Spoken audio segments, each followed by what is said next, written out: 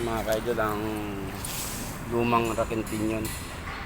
So, bali tumatagas na yung ano niya, ATF niya.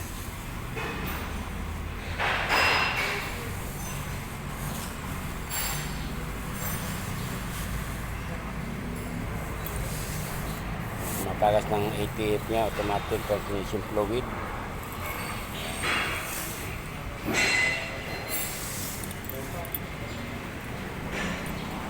Bali, ito lang ang gagawin, papalitan, yan lang.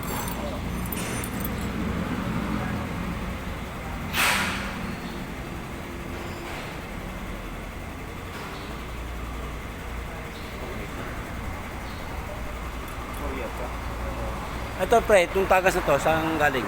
Di ba nagpalit sila na ano? Ng Dapat palitan shop. crankshaft.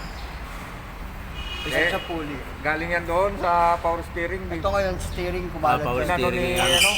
inano ni Jay, dinarin niya. Pero dito sa gasket, wala yan. Wala yan.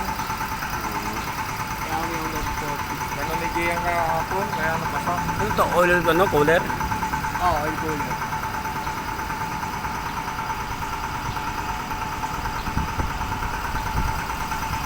Hyundai Tucson.